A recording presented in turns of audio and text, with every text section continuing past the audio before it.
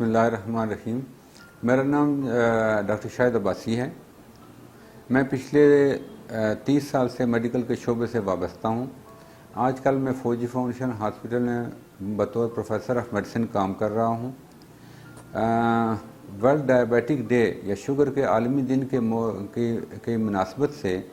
میں لوگوں کو کچھ پیغام دینا چاہتا ہوں اور کچھ ایسی چیزیں بتانا چاہتا ہوں تاکہ لوگوں میں یہ اویئرنیس پیدا ہو کہ کس طریقے سے شوگر کی اس وبا سے بچا جا سکتا ہے۔ پاکستان اس وقت چائنا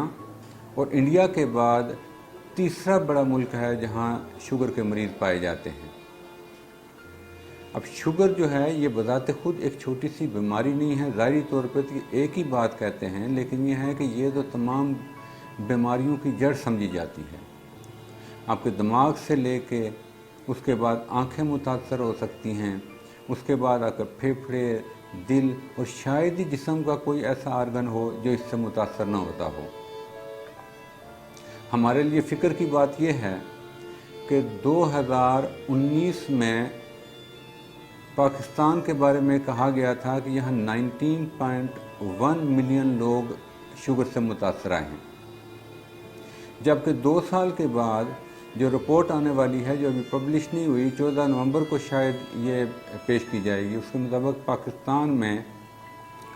شوگر کے مریضوں کی تعداد تقریباً 33 ملین تک جا پہنچی ہے،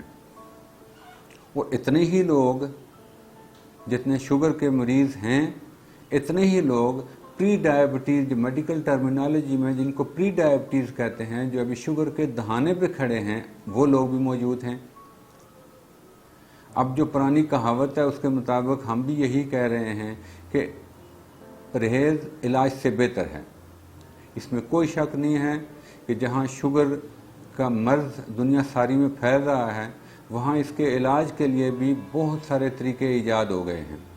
مختلف قسم کی انسولین اویلیبل ہیں، مختلف قسم کی ٹیبلٹس اویلیبل ہیں، بہت ساری دوائیاں ایک ٹیبلٹ میں جمع کر کے بھی دی جاتی ہیں، لیکن یہاں ہمیں ان لوگوں پہ فوکس کرنا ہے وہ 30 ملین کے قریب ایسے لوگ ہیں کہ جو شوگر کے دہانے پہ کھڑے ہیں، تو ان کو ہم کیسے بچائیں اس مضر مرض سے۔ تو اس کے لیے بہت ساری 3 قسم کی چیزیں میرا خیال ہے کہ ہمیں کرنی چاہیے۔ ایک تو ڈاکٹرز کمیونٹی کا بہت بڑا فرض بنتا ہے کہ عوام الناس میں آگاہی پیدا کریں، میڈیا کو اپنا رول پلے کرنا چاہیے، اور تیسرے لیول پہ گورنمنٹ کو بھی اس کے معاملے میں اپنا فرض ادا کرنا چاہیے۔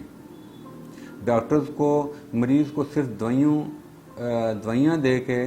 بھیجنے دینا چاہیے، بلکہ اس کو ایجوکیٹ کرنا چاہیے کہ آپ نے کیسے شوگر کی کمپلیکیشن سے بچنا ہے، اور جو لوگ شوگر کے مریض نہیں ہیں ان کے لیے کیا احتیاطی تدابیر ہیں۔ میڈیا کے بارے میں بھی ہمیں معلوم ہے کہ صبح شام ہم خبریں سنتے ہیں، لیکن لوگوں کی ایجوکیشن کا کوئی بندوبست نہیں ہے، اور میڈیا کو میرا خیال ہے اس معاملے میں اپنا رول ادا کرنا چاہیے تاکہ لوگوں کو پتہ چلے کہ شوگر سے کیسے بچا جا سکتا ہے۔ اور جہاں تک گورنمنٹ کا تعلق ہے، وہ شوگر کے جو مریض ہیں ان کو علاج کی سہولتیں مہیا کرے اور ایسے مواقع پیدا کرے جس میں فزیکل ایکٹیویٹی زیادہ ہو، کھیل کے میدان آباد ہوں،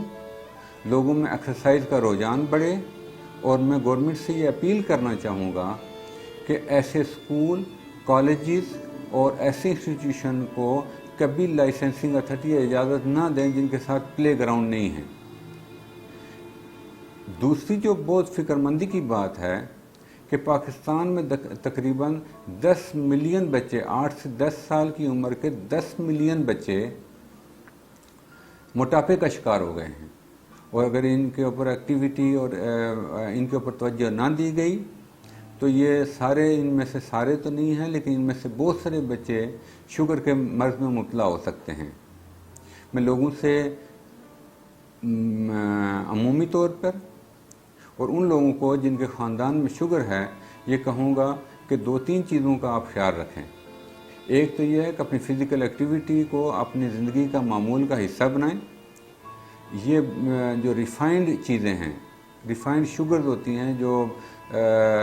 کولڈ ڈرنکس میں ہوتی ہیں، یا شکر ہے یا چینی ہے یا کسی صورت میں بھی بیکری کی آئٹمس ہیں، ان سے کم آپ استعمال کریں. اور اس کے علاوہ اپنی روٹین میں، ڈیلی کی جو روٹین ہے اس میں تازہ پھل، فروٹ، سبزیوں کا استعمال زیادہ کرتے جائیں. میرا خیال ہے کہ ہمیں چائنا اور انڈیا کے بعد سب سے بڑا چیلنج درپیش ہے، اور صحت کے جو معاملات ہیں ان میں شاید ہمارے لیے اس سے نبرد آزما ہونا بڑا مشکل ہے. اس کے علاوہ ایک چیز بہت ضروری ہے کہ یہ بہت بڑی معذوری کی وجوہات بھی پیدا کرتی ہے، جس میں دنیا ساری میں بلائنڈنس کی، یعنی آنکھوں کے نظر کے چلے جانے کا سب سے بڑی وجوہات میں سے ایک وجہ جو ہے وہ شوگر ہے. اس کے علاوہ معذور ہو جانا، ٹانگوں کا کٹ جانا، فالج کا ہو جانا، ہارٹ اٹیک کا ہو جانا، یہ ایسی کمپلیکیشن ہیں کہ جن سے بچا جا سکتا ہے. تو میں لوگوں سے اپیل کروں گا، ڈاکٹرز کمیونٹی سے بھی ریکویسٹ ہے، اور جو بات میں پہلے کہہ چکا ہوں، گورنمنٹ سے بھی ریکویسٹ ہے، اور میڈیا بھی اپنا رول ادا کرے تاکہ ہم اس آنے والی آفت سے محفوظ رہ سکیں. آپ کا بہت شکریہ.